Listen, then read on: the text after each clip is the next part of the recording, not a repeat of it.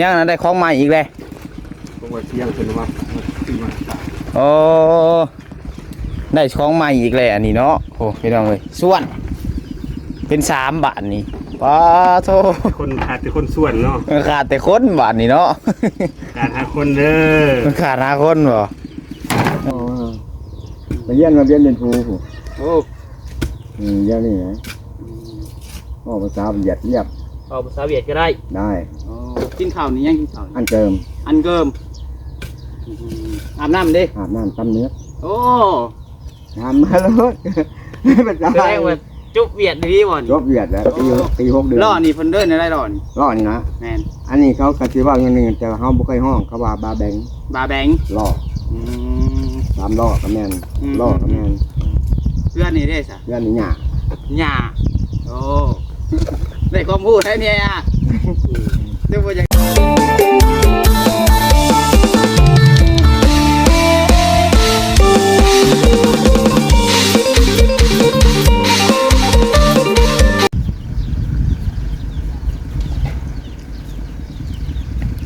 เอาพี่น้องเนาะเปิดภาพขึ้นมาในมือนี้เนาะตอนเช้าๆพี่น้องเนาะตอนนี้ก็เป็นเวลา8 โมงปลายพี่น้องเอ้ยน้องมาใส่ก็ได้เข้ามาทางบ้านทางเรือนของไออาจเพิ่นคือเก่าพี่น้องเนาะบรรยากาศดีพี่น้องเนาะตอนเช้านี้บรรยากาศทุ่งไร่ทุ่งนา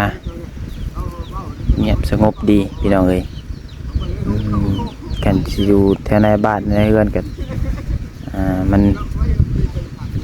มีเสียงนั้นเสียงนี้หลายอย่างหลายแนวพี่น้องเนาะเอาพี่น้องนี่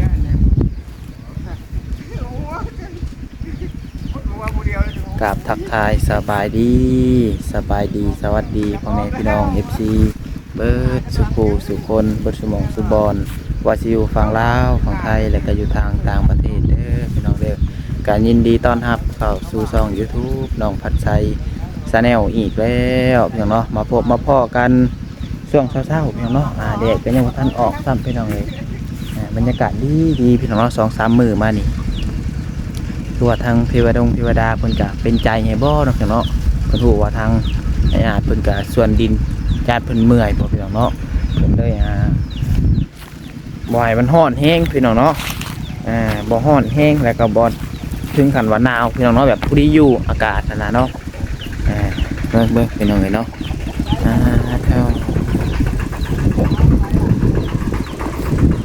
ที่ใดเบิ่งซื้อน้ำก้อนมาผ่าเพิ่นพี่น้องเปื่อยไปเลยจักลืมเลยที่แรกว่าซื้อมา2 ถุงพดทางห้านเพิ่นเบิดพี่น้องเอาไว้ใช้ไว้กระติกบ่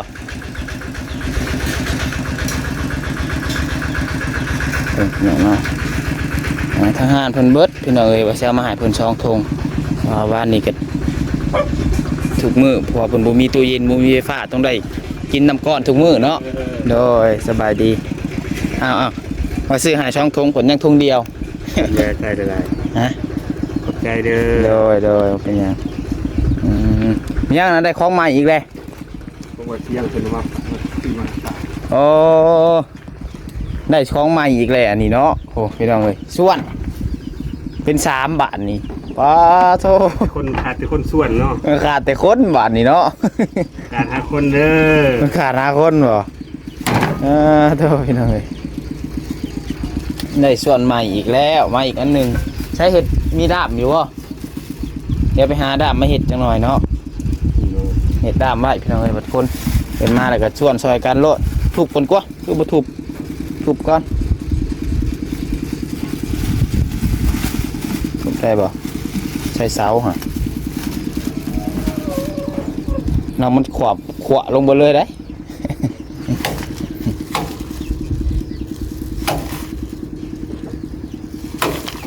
ยามันพอแล้ว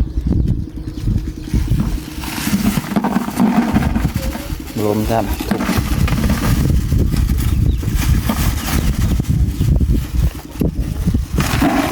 โอเค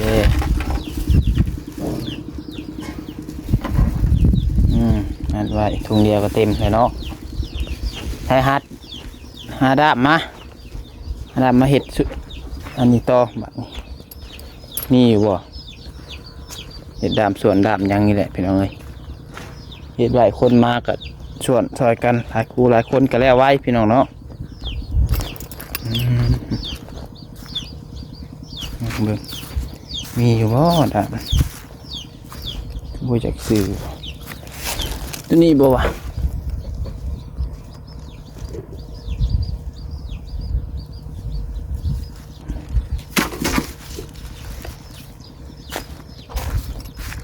เดี๋ยวให้เพิ่นมาเฮ็ดก็ได้ไปหน่อยมีดาบไปหน่อย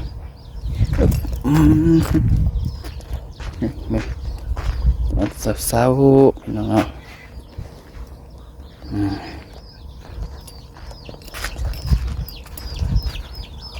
ไก่เราก็กำลังไข่กำลังผัก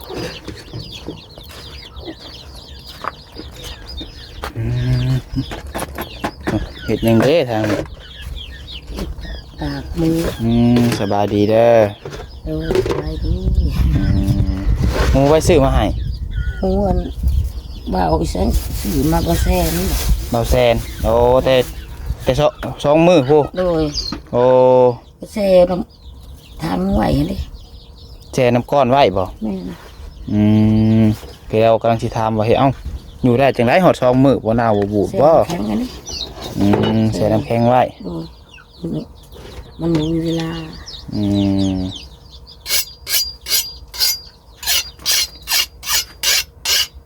สิเห็ดตากแห้งได้บ่วันนี้ โดย เห็ดชิ้นแห้งเนาะ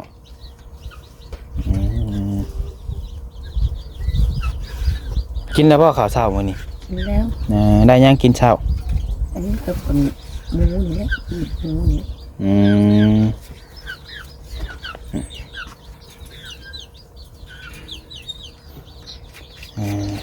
นี่ได้คืนนี่นอนอยู่ทับใช่ หมูนี่เท่ง นอนอยู่เทิงเครื่องฉันก็เก็บขึ้นไว้เบิดแล้วบ่ โบ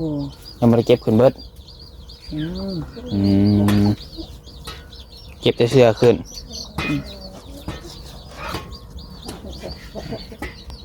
นอนรับคักก็อยู่เทิง รับคือกันนอนใส่กันรับรถบุกเกี่ยวกระดกคืนนอนก็นอน ฮอดมันเนาะ นอนใส่กันรับคือเก่ามันคือนอนบุกเกี่ยวกับยังหรอก เกี่ยวกับเพื่อนเนาะ เพื่อนใหม่เพื่อนเก่ากับรับคือกัน รับคือ แต่ว่านอนเพื่อนใหม่แต่ฟันดีนั่นนี่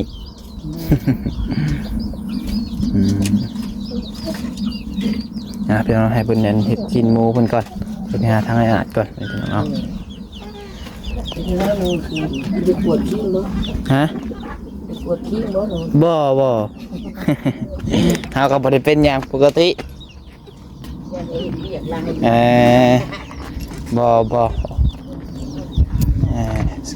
เพิ่นเป็นห่วงถามน้องพัดไส้ว่าน้องพัดไส้บ่ได้หยังบ่เพิ่นว่าโอ้ถามนี่โธ่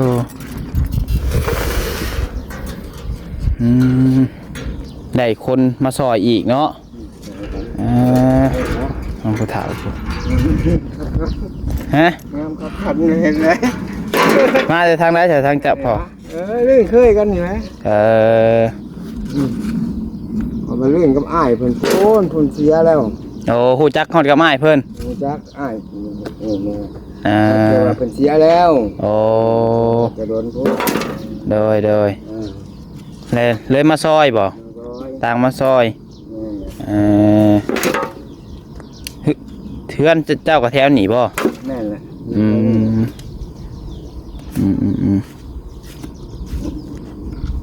สวยกันอยู่ไหนเด้อสวยจังซี่ โดย นี่คันแนวอื่นก็สิให้งานจอยหมู่นี่นะลูกหลานนี่นะเห็นไหม มึงมีแล้วเฮ็ดบ่อยู่เพื่อนก็อยู่ล่าเนาะ แน่นอน ดีแล้วมาซอยทางลุงอาจเพิ่นแน่เนาะ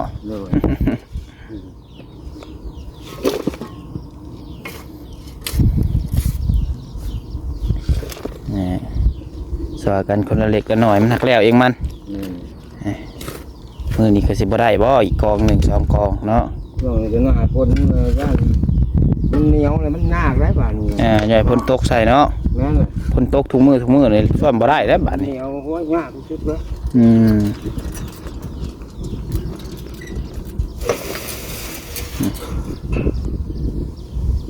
ใช่เท่านี้ให้เต็มก้อนบ่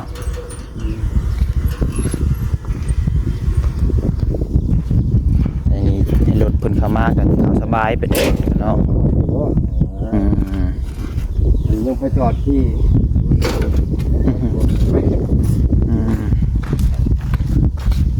ทานกินข้าวกินน้ำแล้วบ่ แล้ว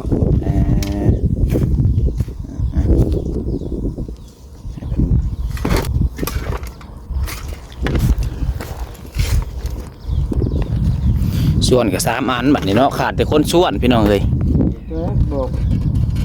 น้อยเพิ่งก็เขาจะมาเลยเลยมันบอกว่า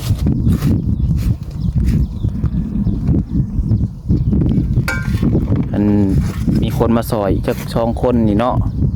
2 มื้อก็แล้วดอกสำนี้นี่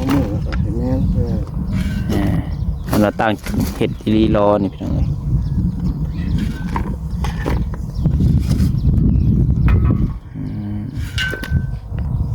ไม่ได้อาจ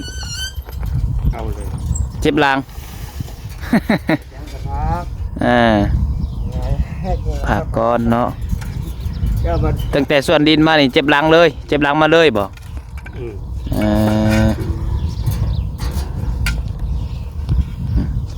นอนรับอยู่บ่คืนนี้ รับอยู่ นอนเพื่อนใหม่4 มื้อ5 มื้อบ่ได้ฟันยังเลยบ่ บ่ โอ้มันได้ตัวเด็ดกับบ่ได้ตัวเด็ดจากมื้อเลยเนาะ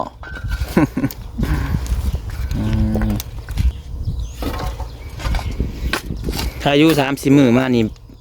มันบ่น่ะเนาะบ่ฮ้อน ขึ้นอยู่ คือเหมือนเขาคนดินอยู่แล้ว แม่เลย เพิ่นก็เบิ่งอยู่เด้เทวดาเพิ่นก็เนาะเพิ่นเบิ่งอยู่ แต่โสดก็ยังผ้ายังสวยอยู่ แม่นเพิ่นเบิ่งเพิ่นเฮาอยู่เด้ว่าเอ้ยอาจยังคนดินบ่แล้วว่ะถ้าอาจคนดินแล้วก็ยังสิตกเพิ่นว่า ส่วนเราตกแล้วมันแจกนะครับ แม่นมันแจบแล้วก็สิเปื้อนและดินอยู่นี่เนาะ แม่นะยังไปนั่งนั่นเนาะ นะเว้ยแกดีกว่าน้ำท่วมให้นะ นี่ตัวน้ำพุ่งนะ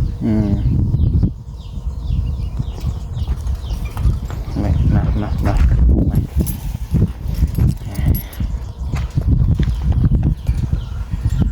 เอาไปกันลุย เดี๋ยวเอาดุกันแจกเลยเนี่ยหักเล โด ย ย นี่เนาะกันเรียบเลยนะ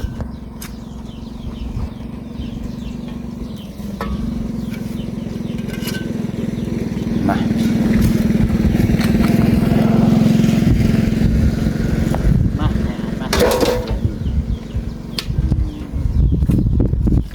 ก่อน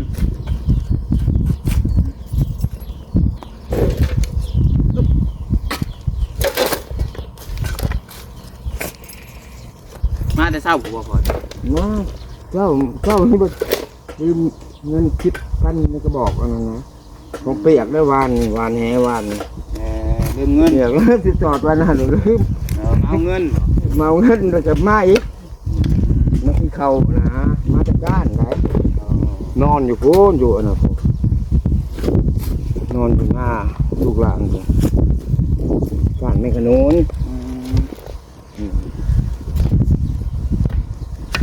ไม่ขนุนเลยยามไม่มันก็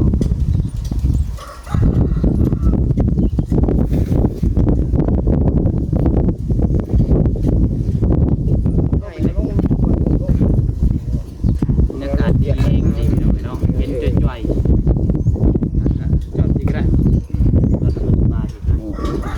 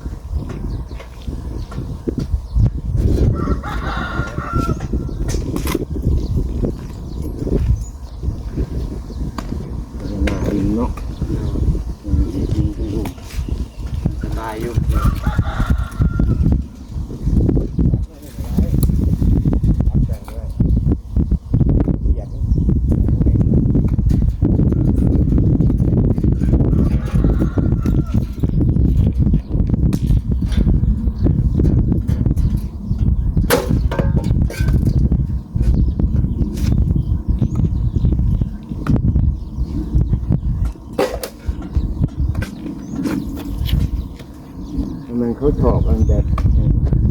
เนาะเขาถอกไปสะเลยให้เราห้องมาเดียวกันมั้งถอกใหญ่เลยเนี่ยโอ้ยบายแล้วจ้ะ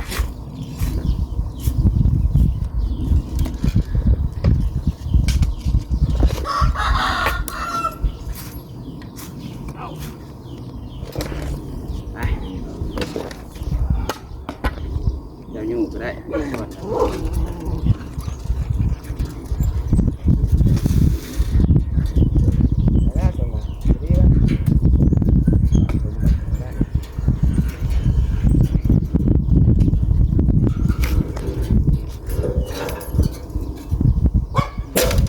mất sóng con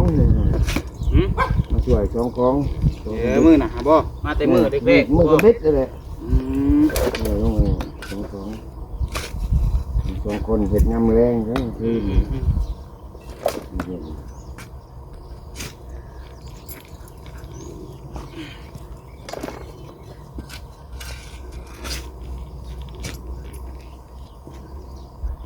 ไปนี่แล้วเนาะ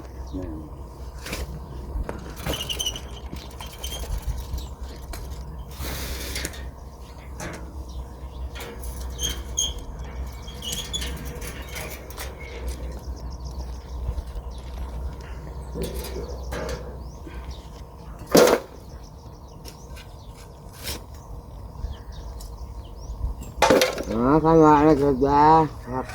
đấy và cái nhang rồi nó kia đó khao đeo lọc kia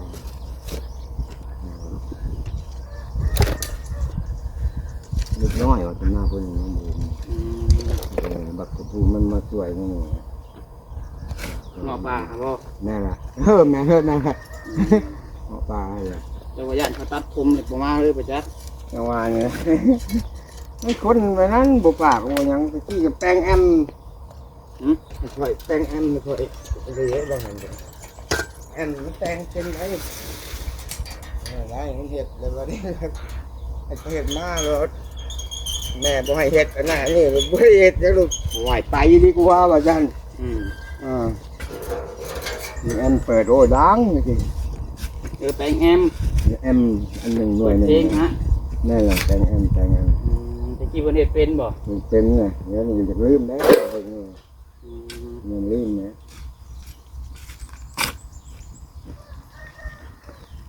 mình việc lại thôi mà một mặt là dù về nên mình phải và nó tính hai lúa phải không tính ngọ bà phải bạn ngọ bà cái gì chứ nó cũng chặt bờ nghe mình chịu cái này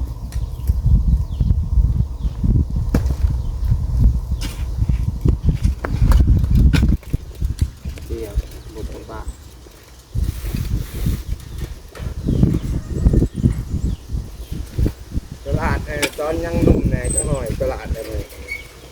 พวกนี่แหละพวกอะไรก็ทุกอย่างเดียวทุกล้ออย่างเดียวตัวในฮะแต่ตีก่อนมันดีวะจะเขาจะตลาดกระดึ๊บห่วงตลาดอันนี้เขานี่ตลาดแรงนี่แหละตลาดบนไผ่ใหม่นี่นะติดกบคำถานี่เด้ตลาดบนไผ่ใหม่แล้วแหละเท่นะโอ้ยหลายคนว่าถูกล้อถูกเป็นเรือล้อช่วนอยู่นาโม่อยู่นาโม่เมาไปแล้วไปดีก็ได้แล้ว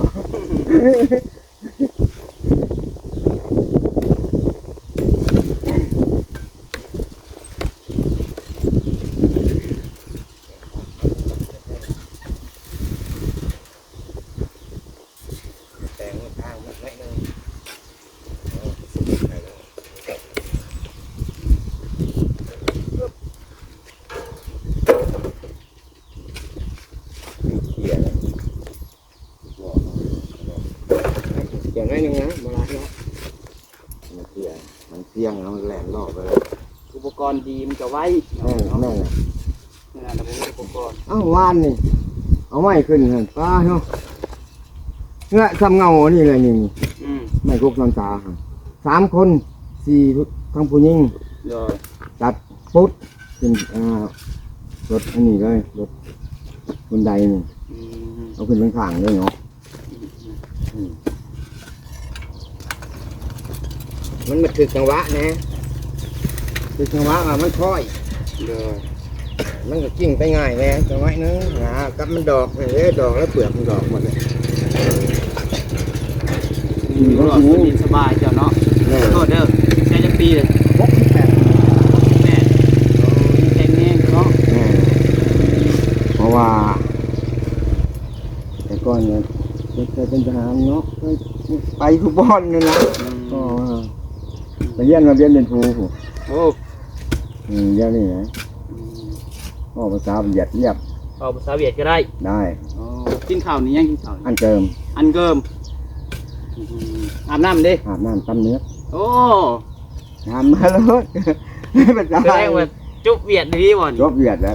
ปี6 เดือน ล่อนี่เพิ่นเดินได้ล่อนี่ ล่อนี่นะ แม่น อันนี้เขากติว่าเงินหนึ่งแต่เขาบ่เคยห้องเขาว่าบาแบง บาแบง ล่อ อืม 3 ล่อกับแมนล่อกับแมน เพื่อนนี่ได้ซะ เรื่องนี้หยา หญ้าโอ้ได้ความรู้ได้เนี่ยอ่ะเดี๋ยวบ่อยากได้บ่ภาษาเวียดก็ได้ไปเที่ยว เขาเลยเอาไปแค่ยังน้อยผลิตบ่าวยังน้อยอายุ17 ปีไป เอา ไปเรียนอยู่เรียนเป็นครูผลิตจบป .3 บ่ทันจบป .3 ทำนะพอหันไปเปลี่ยนอยู่ห้องหมอกำลังไปเปลี่ยนเลยอยู่หันแหละเป็นเขาไปปล่อยมาเลยแล้วว่าจะอยู่ปใดบ่หำอยู่ป .3 บ่ทันจบว่ะ โดย แล้วเพิ่นละให้ไปเรียนแพทย์แล้วบ่อยากเรียนแพทย์ ไปทหารราบเลยแต่เราไปช่วงไปทหารราบเพื่อเราช่วงไปเยี่ยนพวก เออ นะ โดยเป้าเวียดได้เนาะโอ้ เดือดบ่อย เก่งได้นี่เว้ย ปอนอยู่ ฮะเอาก่อนนั่นก่อน ที่ไปที่คิดว่าที่ได้ไปเนาะไม่ได้คิดได้ว่าที่ได้ไป หายากได้คนเรียนเวียดเนาะเป้าเวียดได้อีกหน่อยสมัยนี้ แม่นะไปเรียนก็เรียนวัฒนธรรมที่กูมือนี่บ่หรือว่าเรียนบรรษาหรือว่าเรียนหยังไรเงินธนาคารหยังนะที่มันสายทหารเด้สายทหารอะไรแบบนี้นะมันขาดคนเด้ โดย แต่ตอนนี้มันขาดคนไหนแต่พอเอาผู้มีรักมันบุเป็นหนังสือกระยาเอาความทรงจำผู้มีรักมันมาพื้นฐานเราเนาะแต่ยังได้ไปเฮ้หมู่ก็เป็นนายออกแล้วออกเป็นบำนาญแล้วทำได้แล้ว เพื่อนนี่บ่ตัง โบผู้บ้านน้อยผู้หลัดนี่เลยหมู่เดียวแหละมาเที่ยนพร้อมกันตายแล้วก็มีตายแล้วมัดสังขารมัดอายุมัดยังว่านี่เป็นคนแก่ๆมันนะแบบนี้มันแหละตัวร้ายมันไปบริเวณจริงคือเจ้าของนะของหนึ่งจริงได้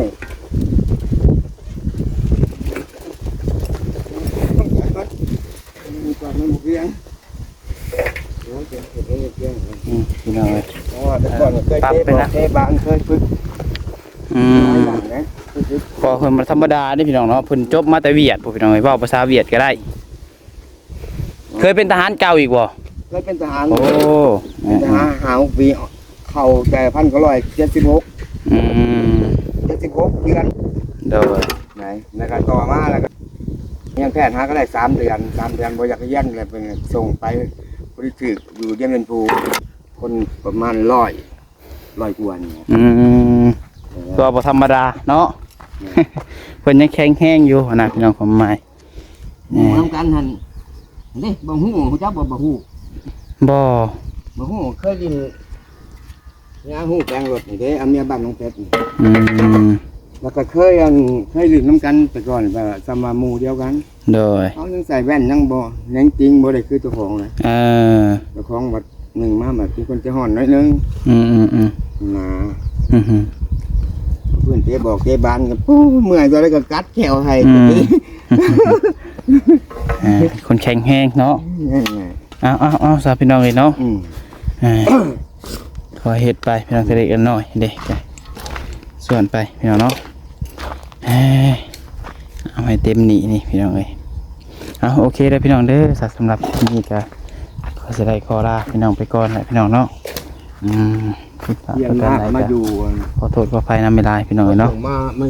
อยู่ที่ไรโม่ ก็สวัสดีอ่ะเป็นคนดินต่อพี่น้องเนาะคลิปนี้ก็เซขอลาพี่น้องไปก่อนแล้วพี่น้องเนาะขอบคุณดิบซีทุกคนที่เข้ามาเป็นกำลังใจให้เด้อพี่น้องเด้อท้ายนี้ขอกล่าวคำว่าสบายดี